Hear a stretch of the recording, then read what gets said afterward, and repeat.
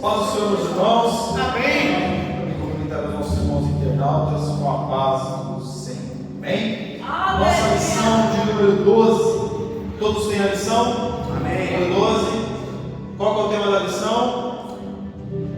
Os pães da proposição. Os pães da proposição. Os pães da proposição. Aleluia. E os irmãos sabem por que são chamados os pães da proposição? Glória a Deus. Por que esse tema ou essa palavra é referida aos pães que eram colocados no tabernáculo? Eram chamados os pães da proposição.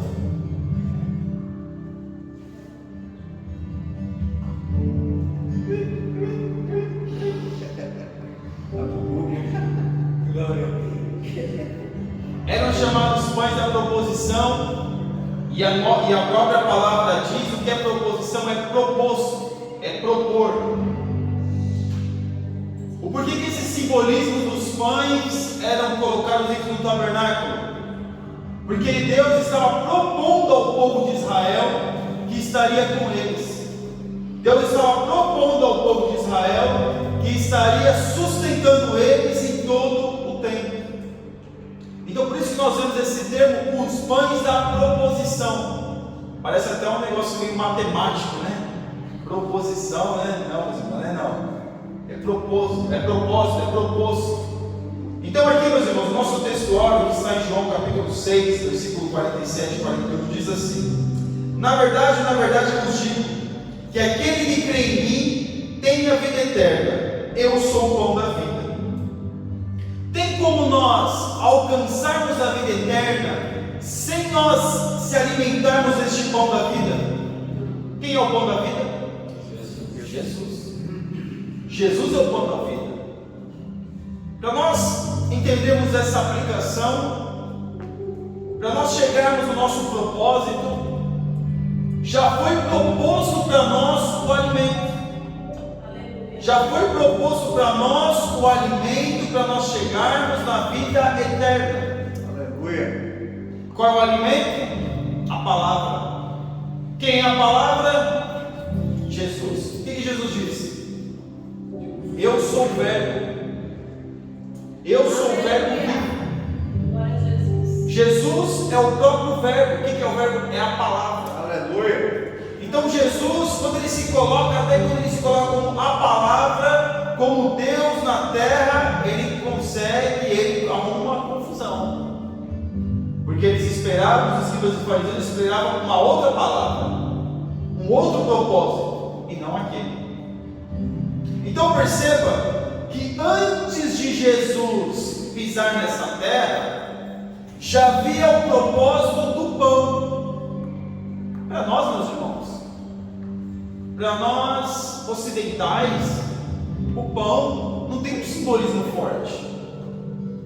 Quando nós íamos no Brasil comprar pão, que pão que tinha lá? Pão francês. Tinha variedade de pão? Não. Era apenas um, às vezes, quer pão francês ou quer pão de leite? Era assim ou não era? Porque não tinha variedade de pão. Porque para nós, ocidentais, até não vou dizer ocidentais, mas é uma questão de cultura brasileira nossa, não tem tanta essa variedade. Quando nós chegamos em Portugal, já há uma variedade de pães. Variedade, você chega aqui, é pão de um jeito, é pão de outro, é pão não sei o quê, e você vai lá no Lidl ou qualquer outro mercado, você vê vários tipos de pães. E para o oriental, para a pessoa do Oriente Médio, aí que é mais a cultura ainda mais forte. Porque para eles tem variedades e variedades e variedades de pães. E eles consomem pães todos os dias, de manhã, de tarde, de noite. Você vai lá com o beduíno lá, ele está comendo pão ali, um pedaço de pão, porque todos ali comem no mesmo prato, pega, rasga o pão ali, pega ali a comida, qualquer coisa assim, e come. O pão é sempre um acompanhamento. Alguém já foi a algum restaurante aqui na Europa? Sempre serve pão como acompanhamento. Eu fui acho que umas 2 vezes, mas serve pão como acompanhamento. Na Espanha eu fui, pão como acompanhamento. Para nós é meio que distante isso. Mas a cultura aqui na Europa e até no Oriente Médio é muito forte. Então, meus irmãos, quando Jesus ele se coloca como pão, quando Jesus ele fala que ele é o pão, o que é o pão? O pão era o alimento que estava na mesa do rico e na mesa do pobre. Na mesa do rico tinha pão, na mesa do pobre também tinha pão. Qualquer viagem que o viajante fosse fazer, o que ele levava como lanche? O pão. Porque o pão não se estraga com facilidade. E o pão ele alimenta, ele dá sustância. Não é que nem a macaxeira lá no Nordeste, não, né? Massas com leite, leite com farinha, né? Mas era o alimento deles de manhã, era aquilo que dava sustância para eles. E aqui na verdade prática, como o nosso pastor já deu, a palavra de Deus é o alimento que nos sustenta a alma, o coração, o próprio corpo, e sem ela a vida é impossível. Nós muitas das vezes ficamos presos que a palavra de Deus só nos alimenta a alma. É isso ou não é? Vou para a igreja para alimentar a minha alma. É assim ou não é? O meu espírito. Mas a palavra de Deus não só alimenta isso não. A palavra de Deus alimenta o nosso corpo. De que forma? Quando você chega aqui triste e sai alegre. Porque a tristeza é algo humano. Você entra triste e sai alegre. Você está alimentando o seu corpo. Você está alimentando a sua vida. Como o pastor falou, vida e vida. Existem aqueles que vivem e existem aqueles que vivem. Porque alguns vivem por viver, outros vivem com propósito. E sem a palavra de Deus, a vida é impossível. É impossível. Não existe vida se nós não estivermos com a palavra de Deus. O ser humano não estiver com a palavra de Deus inserida na sua vida. Não tem como. Não há possibilidade. Porque o ser humano que não tem a palavra de Deus na sua vida, Jesus Cristo na sua vida, ele não vive em paz. É mesmo? É mesmo. Um exemplo básico. Por que os irmãos acham que lá no Nepal, lá no Tibete, lá nos confins da Ásia, entre a Ásia ali, entre a Índia, aqueles lugares que é um lugar muito de misticismo, colocar ali, os monges se refugiam nas montanhas. Vamos lá, eu vou beber uma água aqui, os irmãos vão pensando.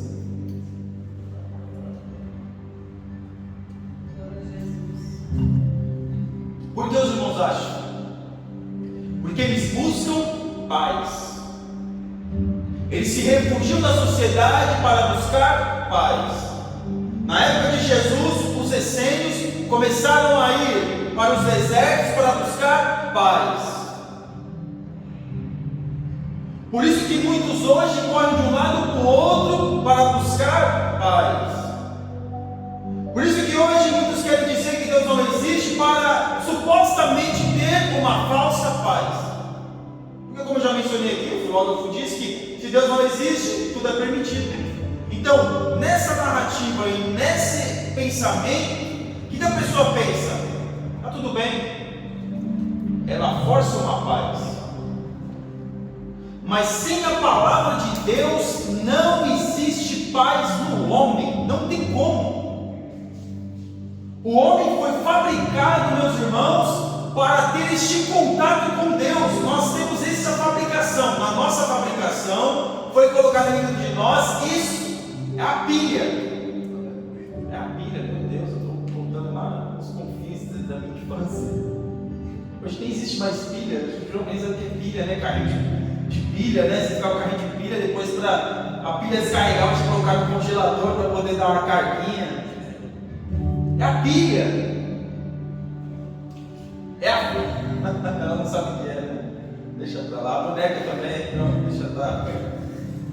É a pilha. O homem foi feito para adorar a Deus. Se o homem não estiver em contato com Deus Todo-Poderoso, Deus verdadeiro, ele não tem paz. Não adianta, irmãos. Não adianta. Ele pode matar o bode, pode matar a galinha, pode fazer encruzilhada da meia-noite, das 3 horas da manhã, pode acender vela, pode fazer o que for. Ele não vai ter paz. Agora, existe uma coisa também para o crente. Jesus disse: no mundo tereis aflições. Se por crente tem aflição, imagine para aquele que não é. Mas existe uma diferença, porque nós temos aflições, sofremos angústias, passamos por ela. E quando nós vamos passar por ela, mas enquanto nós não passarmos e estivermos em processo, o Espírito Santo de Deus, o Consolador, está conosco. Glória a Deus. Já viu aquele negócio que está angustiado, e começa a orar: o Senhor me ajuda, Deus. Aí vem aquele refrigério. Isso é paz. Mas muitos não têm isso. Então, sem estar com Deus, é impossível viver. Pode até dizer, meus irmãos, que se morrer vai ter 70 lençóis com 70 virgens em cada lençol, e que cada vez que o homem ter aquela virgem, ele vai se renovar o seu apetite, e vai comer de todas as iguarias, e cada vez mais ele vai ter o apetite de 100 homens, como a Sharia diz, mas não tem paz. Não tem paz. Ele pode nascer tendo esse ensinamento, mas sempre há o quê? Uma dúvida, e às vezes comete esse tipo de ato por impulso. Então o homem sem Deus, ele não existe. O homem sem Deus não tem paz. Então, meus irmãos, quando nós vemos aqui a leitura bíblica em classe, para fazer este pão não era de qualquer forma. Deus deu os ingredientes para o povo, dizendo: olha, eu quero que o pão seja feito dessa forma. Como nós já viemos falando, o pastor também já pregou, já ensinou, o presbítero Jefferson, falando da forma que Deus queria. Porque Deus, ele queria as coisas do jeito dele e não do nosso jeito. Mas uma coisa que é interessante é que não poderia ser colocado farinha não, fermento do pão. O pão não poderia crescer, devia ser colocado muita farinha. Os pães eram pães graúdos, porém não era feito com fermento, eram pães não levedados. E esses pães, eles ficavam sobre uma mesa. Nós estudamos o quê? Quando o sumo sacerdote entrava no santo, não é o santo do santo, o santo, o que ele via na frente dele? O altar de incenso, do lado esquerdo o candelabro, do lado direito a mesa dos pães. Ali eram os utensílios do lugar santo. E do lado direito, onde ficavam os pães, ficava uma mesa e ficava 6 pães enfileirados. Alguns vão dizer que é 6 tribos de Israel, as 12 tribos de Israel, eram 12 pães, 6 e 6. Alguns vão dizer também que faz uma simbologia, uma analogia acerca dos discípulos, porém é 12 pães ali.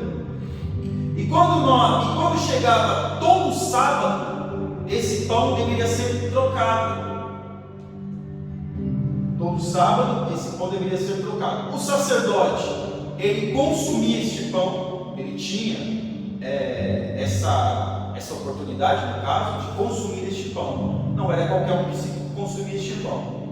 Então, aqui na nossa introdução, os pães da proposição ficavam num dos lugares mais nobres e reservados do tabernáculo. Ali, em frente ao candelabro de ouro, eram iluminados durante toda a noite. Então, quando nós olhamos, quando o sacerdote ele entrava no tabernáculo, ele olhava do seu lado esquerdo, via o candelabro, na sua frente o altar do incensário, e do seu lado direito os pães. Então, quando ele tinha essa visão dos pães, automaticamente ele tinha que saber que a providência de Deus estava ali. Deus estava providenciando tudo aquilo que o povo de Israel precisava. Mas para o povo de Israel ter um culto sadio, ter um culto abençoado, deveria o quê? Fornecer os ingredientes, os coativos que faziam este pão, ou estes pães, para que ele pudesse fabricar estes pães e ser colocado ali. Então veja que Deus, Ele vai dando toda a indicação daquilo que Ele quer. E tudo, meus irmãos, quando nós olhamos o tabernáculo, tem uma missão que vai falar apenas dos utensílios do tabernáculo, que simbolizava cada utensílio. E o pão, como nós já falamos, simbolizava o quê? A providência de Deus.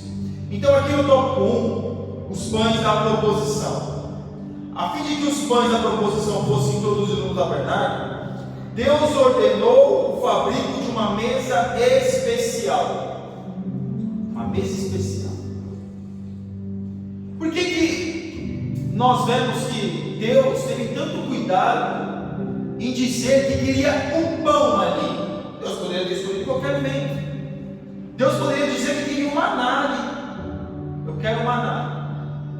Vocês vão lá, colham o maná e colocam ali em cima da mesa.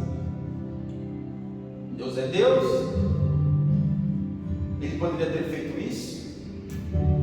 Agora, quando nós olhamos que Deus falou de pão, pão era um alimento comum, como eu já disse. Porém, é um dos alimentos mais antigos que a humanidade, que o homem começou a fabricar.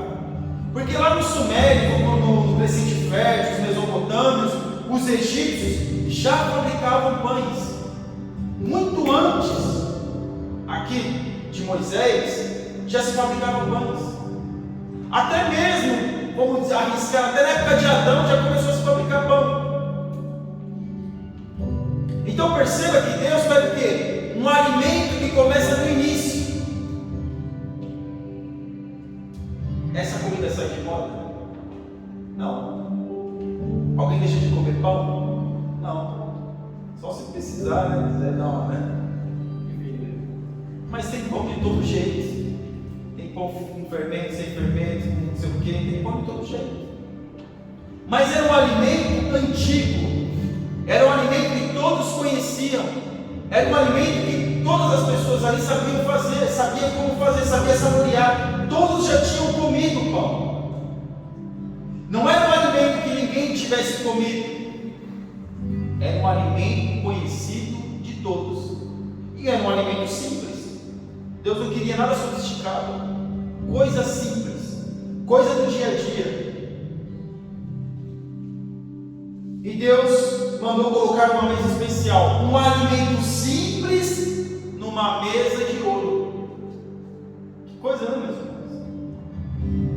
Um alimento simples numa mesa de ouro. Um alimento que estava na mesa do pobre, do rico, numa mesa de ouro. E veja que, quando nós olhamos aqui para a parte 1, a mesa dos pães, a mesa que receberia os pães da proposição, feita de madeira de acácia, tinha medidas 2 côvados de comprimento, que vai falar das medidas, né? Mas era feita de madeira de acácia, porém revestida de ouro. Aleluia. Aí, nós vemos que, quando nós percebemos a simbologia dessa mesa, a simbologia de algo tão simples, em cima da mesa de ouro. Alguém serve pão aqui, meus irmãos, numa bandeja de ouro? Se alguém for na sua casa, você tiver lá uma prataria chique, você vai colocar o pão na prataria chique, vai pregar melhor a carne assada, vamos dizer assim, um prato especial, para colocar o que? Na prataria chique. Agora nós temos aqui Deus mandando fazer pão, um alimento simples, e colocando numa mesa de ouro. Irmãos, isso aqui é forte. Isso é forte. Deus pegando um alimento simples e colocando numa mesa de ouro. O pão é a palavra. Glória a Deus, aleluia. Veja que a madeira de acácia, alguns dizem que a madeira de acácia é a madeira mais difícil para se trabalhar. E nós, meus irmãos, somos madeira de acácia. Porque nós somos difíceis de trabalhar. Mas mesmo assim, o mais simples é o que mata a fome do ser humano, é o que dá sustento. Se você estiver com fome, tanto faz para quem está com fome comer um pão ou comer qualquer outra coisa. Porém, o pão é o que dá sentido. O pão é que mata a fome. Porque tem alimentos que nós ingerimos que não matam a nossa fome, só engana o estômago. Quem já fez isso? Só vou comer um negocinho para dar uma enganada no estômago. Mas não mata. Hoje o pão, claro, com essa industrialização toda, o pão vem muito industrializado. Mas naquela época a farinha era uma farinha pura. Então veja que esses pães eram colocados em cima da mesa de ouro. Porque o nosso Deus, Ele merece o melhor. A palavra de Deus, que simboliza o pão, o alimento do dia a dia, foi colocado numa mesa de ouro pelo sacerdote. Meu Deus. E aqui na parte 2, os pães da proposição eram preparados todos os sábados pelos coatitas, aquilo que nós já falamos. Os pães deveriam ser trocados. E quem podia comer o pão? O sacerdote. O sacerdote ficava admirando o pão lá a semana toda, chegava no sábado e ia lá e comia o pão. Quem é o sacerdote hoje, meus irmãos? Quem são os sacerdotes hoje? Nós somos os sacerdotes. Nós podemos comer desse pão. Aleluia. Não é ficar admirando o pão, não. Você pode pegar esse pão e comer. Não é ser simpatizante do Evangelho, como muitos têm, não. Eu acho bonita a igreja, eu acho até legal o jeito que os crentes se vestem, eu acho até legal a disciplina deles, de ir para a igreja. Olha, é muito legal, mas para mim dá não. Eu vou para a igreja de vez em quando, sabe como é que é? Eu vou lá, ouvir uma palavra, até gosto, mas ter um compromisso com Deus, poxa, aí não é meu tempo. Simpatizante do Evangelho. Está vendo o pão sobre a mesa de ouro? Pode comer este pão porque é o sacerdote. Nós todos somos sacerdotes, mas não comem. E tem muitos que estão olhando o pão e apenas admirando o pão. Você pode se alimentar deste pão. O sacerdote ele poderia se alimentar deste pão uma vez na semana.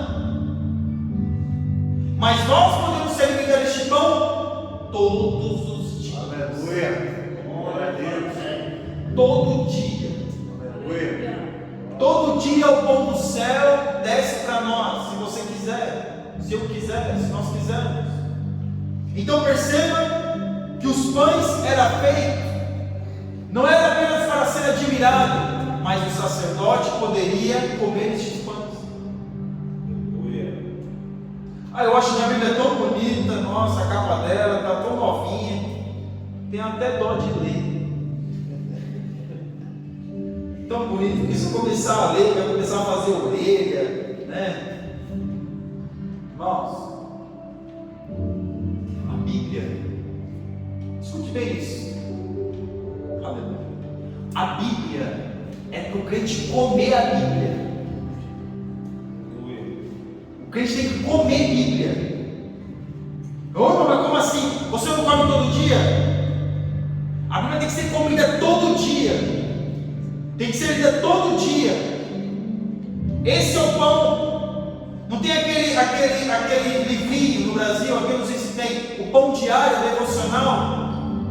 Todo dia tem que ler a Bíblia, todo dia a gente tem que ter em contato. Isso deve, ouve uma palavra, ouve uma mensagem, qualquer coisa, irmãos. Mas tem que estar em contato com a palavra de Deus. Glória a Deus, aleluia. Todo dia.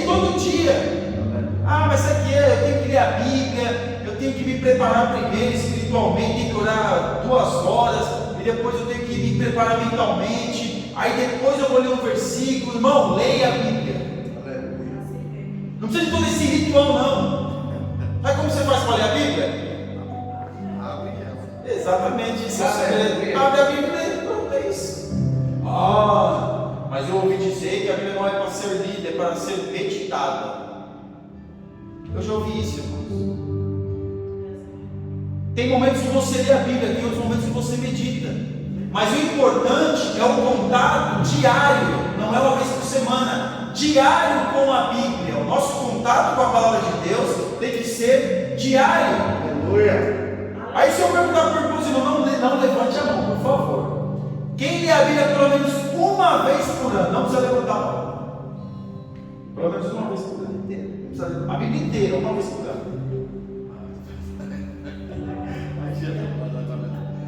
Uma vez por ano. Irmãos, 365 dias ou 364 dias. Uma vez por ano. Uma vez por ano. Eu até vou deixar você. Vou até dar um desconto se de repente você está pulando o livro de Levítico. E uma parte de Números. Dá um desconto. Mas pelo menos ler a Bíblia toda, 90% da Bíblia. 90%. Sabe, meus irmãos, vamos cá para nós aqui, todos são felizes aqui. Sinceramente, nós temos tempo de fazer um monte de coisas. Lemos um monte de coisas o dia todo. Pessoas que têm rede social, lê a postagem, lê não sei o quê, outro lê notícia, mas não lê a Bíblia uma vez por ano. Isso é para você também, viu, adolescentes? Aqui, adolescentes, olha aqui. Sabe ler? Já sabem ler, né? Sabem ler? Maravilha. Tem a compreensão boa? Tem, né? Então tem que ler a Bíblia. Leia a Bíblia. Este pão está ali, era para ser comido, não é para ficar embolorado. Eles tinham que trocar estes pães, sim, tinham que trocar, mas trocavam porque tinham que comê-lo. A Bíblia é para ser lida todos os dias. O contato com a palavra de Deus tem que ser todos os dias. Glória a Deus, aleluia. Mas olha, eu já li a Bíblia. Agora vamos fazer as contas. Imagina que você tem 20 anos de crente. Eu acho que a maioria aqui, pelo menos 5 anos de crente, né? No mínimo 5 anos. Imagine se nós, com 5 anos de crente, lêssemos a Bíblia uma vez por ano. Quantas vezes a gente já teria lido a Bíblia? Quantas vezes? 5 vezes. Dá para ler a Bíblia 2 vezes por ano? Dá. Sabe por quê, meus irmãos? Porque tempo é uma questão de prioridade. Se nós colocarmos a prioridade em lermos a Bíblia, vai sobrar tempo. Vai sobrar tempo. Sobra tempo. Então, veja que os pães da proposição estavam ali e o sacerdote deveria comer aqueles pães. Agora aqui na parte 3, as simbologias dos pães. Os pães da proposição simbolizavam a presença sempre providencial de Deus no meio do seu povo. Então, como nós já falamos, os pães estavam ali, além do sacerdote comê-lo, além de eles terem a certeza de que Deus estava com eles também tinham que ter a certeza de, além de Deus estar com eles, Deus também era o Deus da providência. O Deus que estava simbolizando ali os pães, simbolizava a providência. Os irmãos já pararam para pensar? Aproximadamente 3 milhões de pessoas saíram do Egito. Aproximadamente. Será que nós já paramos para pensar, meus irmãos? Como que Deus sustentou este povo no deserto? Mas quando eles saíram do Egito, eles levaram os rebanhos. Alguns levavam os rebanhos, levavam algumas formigas. Sim, levavam. Mas, irmãos, se nós já paramos para pensar como é Qual foi a logística alimentar? Aqui em Portugal tem aproximadamente aí 10 a 11 milhões de habitantes. 10 a 11 milhões. Espalhados por um país onde tem 550, tem 600 quilômetros de extensão de comprimento em Portugal, não tem. Do Algarve a Bragança, Viana do Castelo, acho que Viana do Castelo, lá em cima, a última cidade que está em divisa com a Espanha, não tem 600 quilômetros. Não tem 600 quilômetros. Penso que não. Se tiver, um pouco mais. E de largura também não há muito. Portugal, para conseguir se alimentar, precisa de importar alimento. Portugal precisa. A Inglaterra precisa. A Alemanha precisa. Agora, como é que Deus fez com que este povo, ninguém morreu de fome no deserto? Ninguém. O povo morreu porque murmurou, o povo morreu porque pecou. De fome ninguém morreu. Ninguém morreu de sede. Ninguém morreu de fome, ninguém morreu de sede, e ninguém morreu porque não tinha roupa. O povo morreu pela sua própria língua e incredulidade, porque a providência de Deus estava ali. O crente não morre de fome, o crente não morre de sede. O crente morre, muitos de nós morremos, por causa da nossa incredulidade e murmuração. Então veja, que quando o povo olhava para saber daquele pão, sabia do Deus da providência. Agora o Deus que cuidou do povo no deserto, não vai cuidar de nós também? Por que a palavra de Deus, meus irmãos? A palavra de Deus é simples. Ela nos alegra, ela nos exorta, ela faz a gente chorar, faz a gente rir, faz a gente ficar indignado, mas também faz ficar tranquilo. A palavra de Deus. Glória a Deus. Então veja que Deus, Ele cuidou deste povo.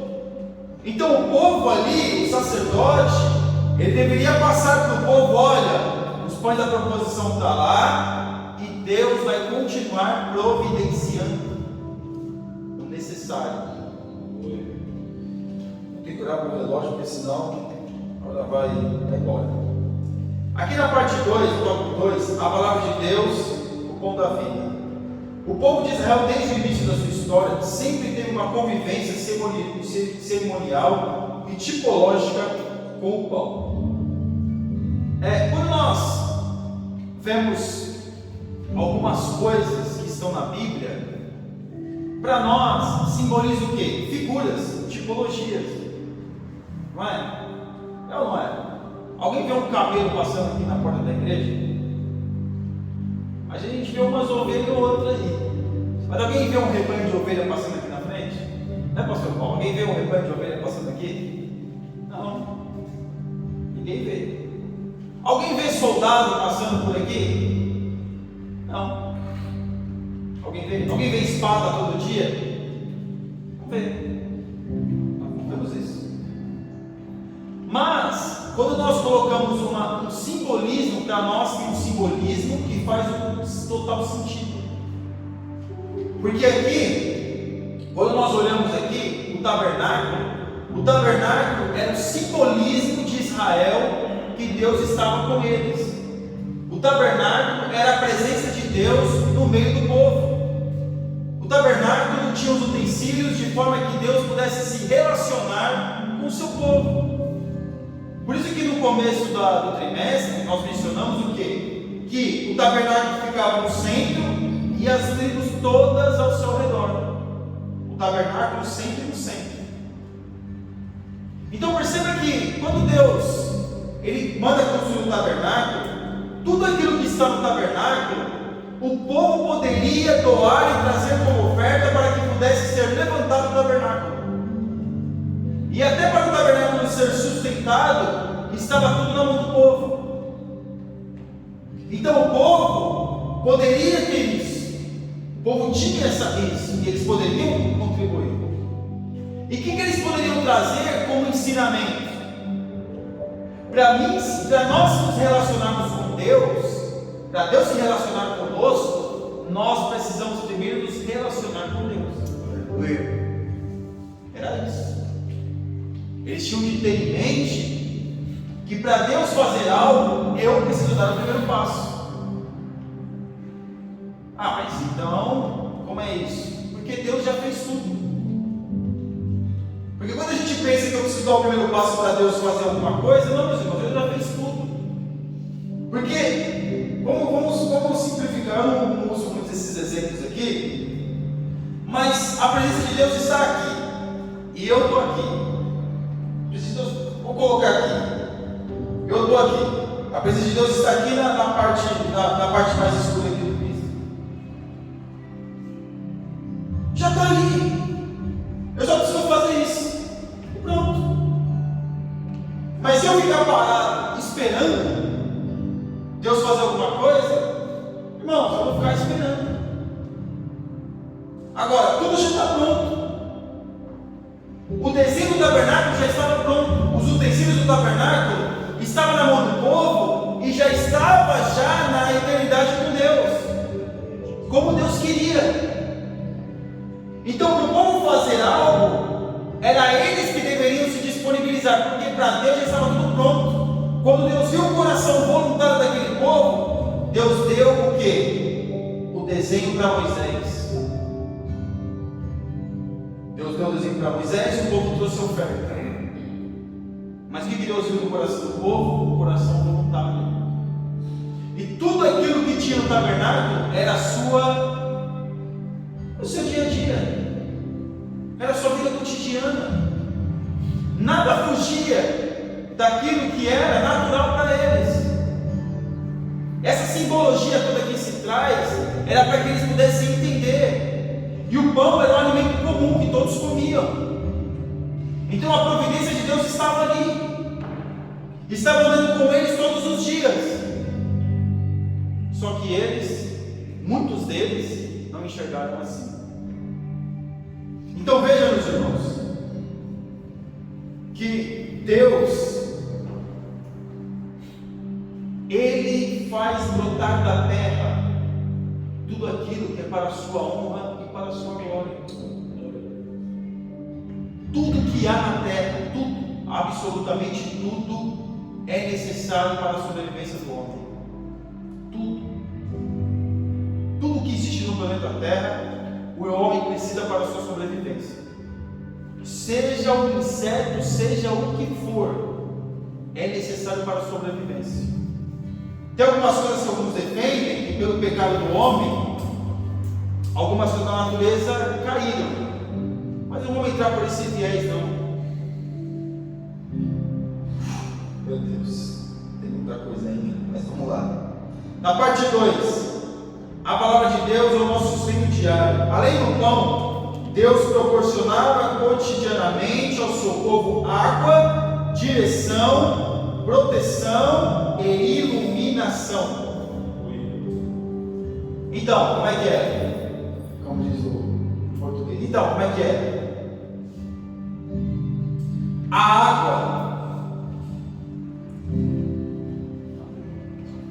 água é algo essencial para a vida humana.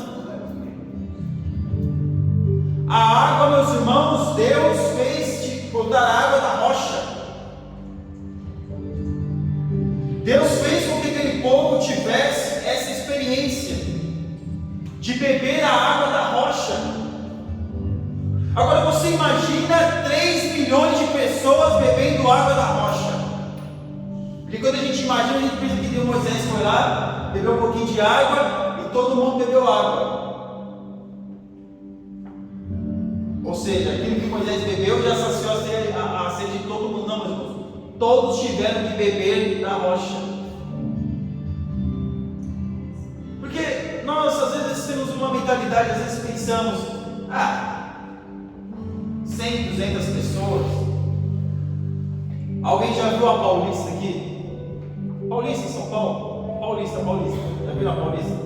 Em época que a polícia militar diz que tem ali 2 milhões, 1 milhão e meio de pessoas.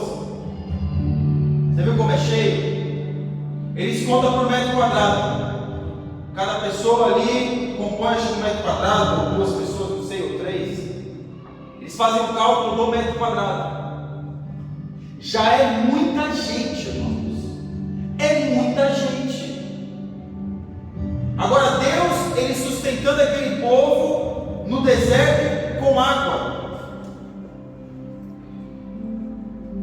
Como é que faria para sustentar aquele povo no deserto? Água ali. Como? Você tem a resposta? Nem eu. Logisticamente falando e materialmente falando, não tem. Não tem como. Para nós, seres humanos, não tem como. Não tem como. No deserto, não tem como. Ah, mas é que tinha um rio, não sei aonde, passava um córrego. São 3 milhões de pessoas. 3 milhões bebendo água. 3 milhões bebendo água, irmãos. No deserto chove? Não. Da onde vinha aquela água? Não sei. Eu não sei. Já ouvi muitas coisas, já até... Não dá para saber, não tem como. Sabe por quê, meus irmãos? Porque o deserto pode ser seco, mas a fonte de Deus jorra em qualquer lugar. Glória a Deus. Porque para Deus não precisa estar favorável o clima, o poço, não precisa estar favorável. Então Deus, Ele cuida daquele povo com água. E sabe também do que Ele cuida mais? Direção. Nós hoje não conseguimos, de repente, quando eu saio do trabalho, de madrugada eu coloco no GPS. Coloco no GPS, para saber se aconteceu algum acidente aqui no carro aqui. Porque eu peguei um acidente e eu fiquei 4 horas parado aí. Então agora eu pego o GPS, senão eu já dou a volta. Mas qualquer lugar que você vai desconhecido, você põe no GPS. Antigamente você usava o quê? A bússola. Na época do povo no deserto, existia alguma coisa assim? Ah não, peraí, eles se localizavam pelos astros, como assim como fizeram os reis magos, né? Se vieram pelas estrelas, pelo cruzeiro do sul e ali, e vieram caminhando ali pelos astros, pelas constelações e chegaram até a Galileia, até Belém. Mas Jesus, antes de Jesus, mais ou menos 3 mil anos antes, aproximadamente, né, pastor? 3 mil anos antes, né? 3 mil anos antes, mais estudiosos aí, os mais estudiosos, 3 mil anos antes. Não existia isso. O povo saiu dali, é claro, alguns conheciam o caminho. Se eles fossem fiéis a Deus, em 15, 20, um mês, eles estariam em Canaã. Não era um caminho que não fosse conhecido, eles conheciam o caminho. Porque alguns já tinham ido e voltado. Do Egito para Canaã, Canaã para o Egito. Mas quando eles saíram da rota para o faraó não pegar eles, até é bom eu falar sobre isso. Os irmãos sabem por que eles desceram tanto ali beirando o mar? É por quê? Nunca pegaram o mapa para ver? Não existia ainda a abertura de Suez ali, onde os navios passam, já cortam, em vez de fazer toda a volta pela África, eles já cortam ali pelo Egito ali para chegar aqui na Europa, no Porto de Roterdão, os portos maiores aqui da Europa. Sabe por quê, meus irmãos? Eles desceram tanto. Primeiro que não existia uma praia que pudesse comportar 3 milhões de pessoas, não era qualquer praia que comportava isso. Não era a praia grande lá no Boqueirão, não, que lá acho que comporta, né? Vocês não se conhecem. Porque se eles não tivessem descido tanto, tivessem ido por aqui, em qualquer lugar tivessem atravessado, sabe o que o faraó podia ter feito? Dado a volta e pegado ele do outro lado. Porque do outro lado era seco. Porque eles iam passar pelo seco ali para chegar em Canaã. O mar começava ali, eles desceram, começaram a descer, e lá embaixo era o problema. Então ali, quando eles desceram liberando ali, Eles foram cada vez mais longe, porque ficaram 6 dias andando, cada vez mais longe, cada vez mais longe. Então ia ficar ruim para Faraó dar a volta. O que o Faraó já com pressa tentou atravessar e buscar o povo. A água veio e matou eles. Agora, a direção quem deu foi Deus. Deus falou: olha, vai por aqui. E Moisés assim, né? E agora, Senhor? Porque quem tem compromisso com Deus, quem conhece a voz de Deus, não fica perdido. Glória a Deus. Não fica perdido. Não se perde. Então, veja que Deus ele dá a localização e para onde o povo tem que ir. Direção, proteção. Protegeu o povo de Faraó. E não só de Faraó. Só tem Faraó no deserto, tem escorpião, tem cobra, tem todo tipo de bicho peçonhento. A coral, a naja, que se não me engano é do deserto, né? Picada dela, picou, acabou. Porque veja que Deus, na Bíblia vai falar que uma vez eles foram picados, por causa da incredulidade. Aí Moisés fez uma serpente de bronze ali, eles olharam para a serpente e foram curados. Mas você vê esse povo morrendo de alguma fé, de alguma coisa que aconteceu? Não. Porque Deus estava fazendo o quê? Protegendo eles. Iluminação. Agora eu tenho que olhar para os meus irmãos, né? Que é mais da Roraima, Rondônia e Pernambuco. Pronto. Como é que era lá no sítio, lá quando estava tudo escuro, não tinha lampião, não tinha nada? Enxergava alguma coisa? Era o que? Era só o brilho. Mas eu também já fui também nesses lugares assim também, não tem nada. Tem o lampião, que é de gás, né? Candeeiro. É candeeiro? Eita, então você está mais, acho que lá na verdade do pastor Márcio, acho que era mais. Já era mais avançado. Imagina como tudo no escuro, meus irmãos. Aqui mesmo. Veja aqui. Se apagar as luzes da rua, alguém enxerga alguma coisa? Não. Enxerga. Agora o povo no deserto. Né? Deserto. Aí é mais do lado, né? Naquele lugar e tinha luz de noite, iluminação, coluna de fogo. E a coluna de fogo não era só para iluminar, mas era para aquecer. Porque diz que no deserto é quente durante a noite, mas também é frio durante a noite. É para aquecer. Olha o cuidado de Deus com esse povo, a providência de Deus com este povo. Porque, meus irmãos, ficar no breu, hoje não acontece muito, mas quando eu era criança, direto tinha blackout, era sempre, quase sempre acabava a luz, era sempre, quase sempre. Acabava a luz. À noite acabava a luz, ninguém enxergava nada, todo mundo ia dormir, não tinha telefone, não tinha nada disso, era velho, olha lá, tinha que apagar a vela com medo de a vela derreter e queimar a casa toda. Tinha que apagar a vela para dormir. Então veja que no deserto, eles tinham isso. Já pegou esse tempo gostoso que a gente está no verão e está, né? Pode usar, está em casa, está aquele gostoso, aquela brisa gostosa, né? Já viu? Era exatamente assim. Era um clima agradável. E durante o dia não preciso falar, né, meus irmãos? Que a coluna de nuvem ali não deixava ali, era um clima agradável. Qual que é o clima agradável, meus irmãos? 22, 21 graus, 23. Qual que é o clima agradável? Era exatamente assim para eles. Então veja que a palavra de Deus, ela nos sustenta todos os dias. Glória a Deus. Ela é boa, perfeita e agradável. Ela é a nossa iluminação, ela é a nossa direção, ela é a nossa proteção.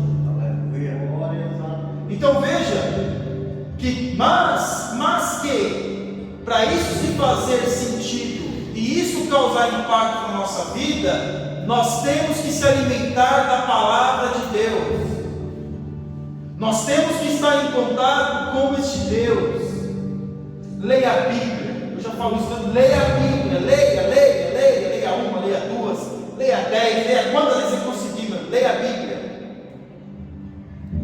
Eu estava até comentando com o irmão esses dias aí, que eu estava estudando bacharel, eu estava estudando alguns teólogos aí o teólogo falando assim, tem que ler, uma discussão aí, uma conversa entre teólogos, né? Tem que ler a obra de fulano de tal, tem que ler a obra de fulano de tal, tem que ler a obra de fulano de tal, porque a obra de fulano de tal, porque não sei o quê. Aí eu estava comentando, eu falei assim, mas peraí, tem que ler tudo isso aí, mas a Bíblia ninguém fala que tem que ler.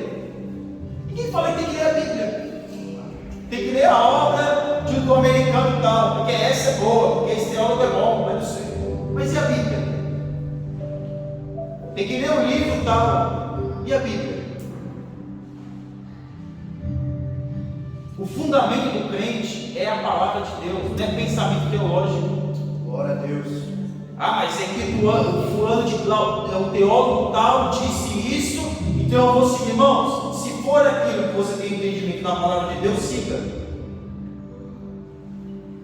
Porque tem coisas que eu mesmo não concordo com aqueles que eu concordo com muitas coisas. Não concordo. Tem aí um debatedor aí que ele é muito bom mesmo. Que prega, que fala da questão escatológica, que Jesus vai voltar, do arrebatamento da igreja. Mas eu não concordo com tudo que ele fala. Não que é para o confronto, mas é raciocínio. Porque qual que é o nosso tema? É o quê? Um culto racional. Mas espera aí, irmãos, vamos lá. Não é para que seja como aquelas pessoas que nunca leram a Bíblia, nunca leu o livro, não veio nenhum culto, não sabe de nada e quer discordar. Mas por que você está discordando? Não sei, eu só discordo. Já viu isso? Não sei, eu estou discordando. Mas por que você discorda, não é você? Não sei, eu discordo, para mim eu não discordo. Não tem nenhum argumento, não sabe nem do que está falando, não entende nada. Nunca procurou saber, porque a Bíblia todos podem ler. Todos podem adquirir esse conhecimento. O que Jesus falou? Se quer conhecimento, peça a Deus, Ele dá. Quer sabedoria? Peça a Deus que Ele dá. Agora, quando nós vemos isso, a pessoa discorda sem saber do que está discordando. Já viu isso? Eu discordo sem saber, eu discordo. Não, mas irmão, você tem que ter um fundamento, um pensamento seu, um raciocínio seu, um entendimento seu. É claro que nós precisamos de ensinos bíblicos, de outros homens muito mais capacitados e entendidos que nós, para nos ensinar, mas isso não pode ser, muitas vezes, a nossa regra de fé. Entenda bem. Porque até mesmo os pais da igreja erraram. Os reformadores erraram. Martinho Lutero, que é um grande reformador, errou. Ele errou, é homem, errou. Mas o que Deus nos quer de nós é que nós precisamos ter a nossa convivência com Deus. Porque muitos precisam que o outro aprenda para ele também poder saber. A dependência. Aquele crente ora por mim, ora por mim, ora por mim, ora por mim, ora por mim, mas ele nunca orou por si mesmo. Ele nunca dobrou o joelho para falar com Deus por si mesmo. Como ele vai ter um sustento diário? Não tem. Não tem sustento diário. Não tem força. Porque ele depende dos outros. Nós dependemos, meus irmãos, uns dos outros, sim, dependemos. Mas todos nós precisamos ter a nossa vida particular com Deus, o nosso devocional diário. Não é dependendo do pastor Márcio que vem aqui, hoje eu vou para o culto, só cultua a Deus quando está na igreja. Não, meus irmãos, nosso culto começa na nossa casa, no trabalho, na rua, em todo lugar é o nosso culto, porque em todo momento nós estamos se relacionando com Deus. Aleluia. Aqui é um momento solene, aqui é um momento sublime. onde nós nos reunimos juntos para adorar a Deus. Mas nós precisamos ter o nosso devocional, a nossa vida com Deus particular. Que Jesus falou: olha, entra no seu quarto, fecha a sua porta e vai buscar o seu Pai que está em secreto. Claro, isso abrange muitas coisas, mas uma delas é nós termos uma vida com Deus. Eu só leio a Bíblia quando está aqui na leitura oficial. Como que o crente sobrevive lendo a Bíblia só na leitura oficial? Como? Como, meus irmãos, o crente sobrevive? Eu estou falando de sobrevivência, nem de vivência, sobrevivência.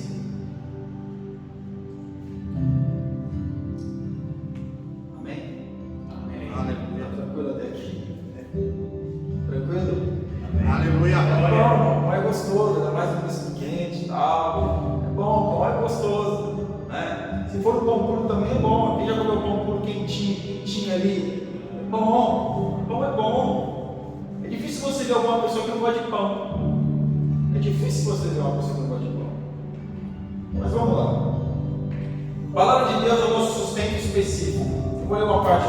Entre as fileiras de pães, o incenso. O que significa? Antes de tudo, Deus alimenta o seu povo tanto coletiva quanto individualmente. Ele conhece perfeitamente nossas necessidades.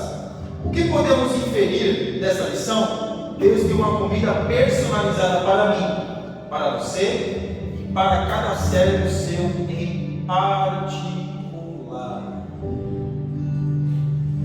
Aqui nós estamos reunidos como? Coletivamente. Mas em casa nós ficamos o quê? É individualmente. É o nosso individual. A nossa vida tem que estar pautada na presença de Deus. E olha, adolescente, não adianta você dizer que eu não vou ler a Bíblia não, porque ler a Bíblia é para meu pai, para minha mãe, é para a pessoa mais velha. Quando eu tiver 30 anos eu começo a ler a Bíblia. Não, você começa a ler a Bíblia agora. Porque quando você tiver 30 anos, você vai estar mais entendido de Bíblia. É Bíblia, palavra de Deus. A palavra de Deus é o nosso sustento. Hoje, meus irmãos, tem inúmeras Bíblias, tipos de Bíblias. Mas parece que hoje, no telefone então, nem se fala. Mas parece que hoje o cristão lê menos a Bíblia do que antes. Antigamente dizia que o cristão lia a Bíblia, lia muita Bíblia. Ele lia a Bíblia, lia a Bíblia. Passava a tarde de domingo lá lendo a Bíblia, vai para o culto. O sábado, escola dominical, estudava a lição, ia para a escola dominical já afiado. Lia a Bíblia. Não tinha tanta tecnologia para ouvir uma mensagem e comprar uma fita. Podia ser uma cassete só para ouvir. Mas aquela outra fita de vídeo para assistir. Quem assistiu pregação de fita de vídeo? Comprava uma, tinha que assistir ela 10 vezes, porque para comprar outra, faltava tempo. Pois é, primeiro para ter um videocassete também já era caro. Quem é da época do videocassete que se comprava em consórcio? Pastor Paulo deve lembrar bem, né? Não é da minha época. Não é dessa época, não, né? Pois é. Né, Pastor Paulo? Comprava o videocassete em consórcio, né? Fazia um consórcio para comprar o videocassete. Eu lembro que meu avô escutava a mensagem no disco. No disco de vinil, videocassete. Ou videocassete não, fita cassete. Ainda fazia umas piratas ali, né? Pegava o gravador lá, passava de uma para outra. Mas eram situações, meus irmãos, que eram precárias. Mas veja, nós quando ouvíamos essas mensagens, absorvíamos a mensagem. Mas hoje tem muitas mensagens, parece que a gente escutou todas, mas não escutou nenhuma. Não é? Era precário. Ali a Bíblia lá, você não tinha nem condição de comprar uma Bíblia. Pegava a Bíblia de outros fulano de tal, a Bíblia já estava toda já, né, daquelas páginas, mas lia a Bíblia, lia aquela coisa que contava com a palavra de Deus. E E hoje a Bíblia é sempre nova. A Bíblia do cristão hoje nunca fica velha, está sempre novinha. Exatamente, não usa. Então veja, meus irmãos, já para nós concluirmos, Deus, Ele quer de nós, como nós partimos do princípio, não apenas admiradores da palavra, não apenas meros espectadores. Eu vejo esses homens entendidos aí, os teólogos que falam, que cita, que não sei o quê. Eu vejo como uma inspiração para mim. Falar, não, eu preciso entender também. Preciso aprender também esse negócio. Não para discutir, não para debater. Não é isso. Não para ser mais do que os outros. Não é isso. É para ter um entendimento. É para aprender. A única coisa que ninguém rouba do homem, além de muitas coisas espirituais, conhecimento. Ninguém tira de você o conhecimento. Você adquiriu um conhecimento, ninguém nunca mais vai tirar de você. Nunca mais. Quando morrer ainda assim, vai chegar na glória com aquele conhecimento ainda. Vai. Porque, irmãos, a gente vai ter amnésia na eternidade? Não. Seja no inferno, seja no céu, as pessoas têm consciência. Só não encara a sua consciência como um ser humano, porém tem consciência. Então a palavra de Deus, como nós já sabemos, ela nos alimenta. Ela é alimento, irmãos. Mas por favor, leia a Bíblia. Leia a Bíblia. Leia a Bíblia, mas eu não consigo. Eu já falei isso aqui, meus irmãos. A Bíblia, para quem não está acostumado, é sono. Você vai começar a ler a Bíblia, vai dar um sono. Vai dar um sono, e vai ficar assim. Você pode ler a Bíblia e depois fica dormindo 10 horas, vai começar, vai dar sono outra vez. Sono é do céu, não. Exatamente. Porém, quando vai criando o hábito de leitura, a sua mente vai processando, e você não vai dormindo, não vai mais dormir. Pelo contrário, vai ficar bem acordado. Então veja. E para nós já concluirmos definitivamente, o povo deveria lembrar que ali era a providência de Deus. Aleluia. E nós não podemos nos esquecer que Jesus, Ele é o pão da vida, é o nosso alimento diário. Se nós não estivermos nos alimentando, meus irmãos, todos os dias na presença de Deus, a gente vai morrer de fome. E quem morre de fome com comida para comer? O doente. A pessoa às vezes está doente, mas não sente o quê? O pastor Márcio, semana passada, o senhor conferiu, o senhor falou assim: olha, eu estava doente, tem comida, claro, mas não sinto fome. Isso nós estamos falando de uma coisa física. Agora, isso também acontece no espiritual. A pessoa não vê que está doente, porque para ela está normal, não sente dor, não sente nada, não sente fome. Se a pessoa não sente fome, meus irmãos, tem problema, algum problema tem. Se ela não tem vontade de ler a Bíblia, o crente não tem vontade de ler a Bíblia, tem algum problema, está acontecendo alguma coisa. Se não tem vontade de ouvir uma mensagem falando de Deus, está com alguma coisa. Se não tem vontade de orar, está com alguma coisa. Porque Deus, Ele se manifesta no coletivo e no individual. Mas para que nós venhamos fazer relevância, sermos relevantes no coletivo, nós precisamos primeiro ter a nossa vida com Deus individualmente. Pergunta para os irmãos: dá para o nosso pastor Márcio Serafim ser crente só nos dias de culto? Dá? Não dá. Nem ele e nem nenhum de nós. Porque nós temos que ser servo de Deus e nos alimentar do pão que é o Cristo, nosso Deus, Senhor Jesus Cristo. Aleluia. Todos os dias. Ele é o pão vivo que desceu do céu. Na parte B vai falar ainda mais, trazer mais uma aplicação ainda maior acerca do pão vivo que desceu do céu. Se alimente de Jesus. Leia a Bíblia, leia a palavra, faça um cronograma, coloque datas, trace metas. Se você consegue trabalhar, seu psicológico trabalha assim, trace metas, fala, eu vou ler até tal dia, eu vou ler, mas eu não tenho tempo. Irmão, leia, mas eu não consigo ler 2, 3 versículos no capítulo. Leia aquilo que você conseguir ler, leia. Amém? Então que Deus abençoe os irmãos em nome de Jesus.